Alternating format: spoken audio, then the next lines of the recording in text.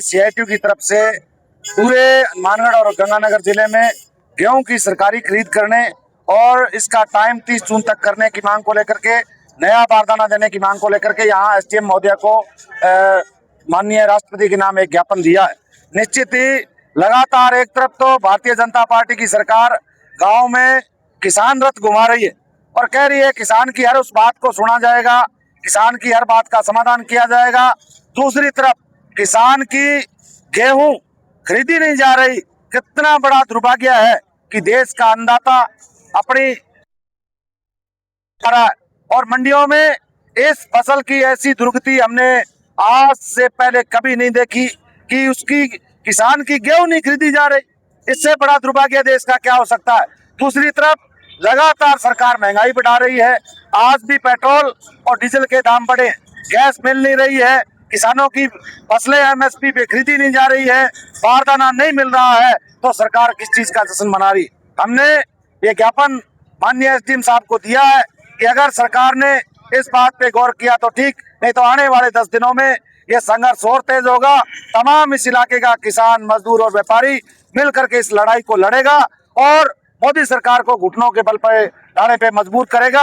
निश्चित ही लगातार हमने कई ज्ञापन दिए हैं, लेकिन सरकार के कानों तले जूं नहीं रेंग रही है।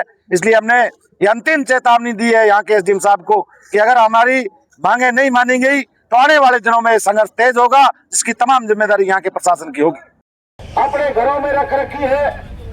अगर कोई अफीम की खेती होती तो उसकी सरकार अफीम खरीद लेती, लेकिन सरकार उस गेहूं को खरीदना नहीं चाह रही। 31 मई तक उसने उस सीमा को लगा करके उस किसान और मजदूर के पेट पे लात मारने का काम किया। ये तमाम सवाल, जहां एक तरफ बारदाना नहीं मिल रहा, पुराना बारदाना आ रहा है और यहाँ कहा जा रहा है कि सरकार किसानों के हित में काम कर रही है। कहाँ हित में काम कर रही है? कौन से किसानों के हित में काम कर रही है? वो कहाँ के किसान हैं जिसके हित में मोदी सरकार काम कर रही है? ये सरकार लगातार आज ही पेट्रोल और डीजल के दाम बढ़े, 3 रुपए डीजल के दाम बढ़े, 3 रुपए पेट्रोल के दाम बढ़े, 1000 से ज्यादा कॉमर्शियल सिलेंडर के दाम बढ़े। जहां लोगों को गैस नहीं मिल रही, तेल नहीं मिल रहा, सरकार अनाज खरीद नहीं रही, तो सरकार बैठी किस लिए? क्या चाहती है? मजदूर के पास इसके अलावा खोने के लिए कुछ नहीं है। हमें इस सरकार के खिलाफ तमाम उन मेहनतकश लोगों को उतरना होगा।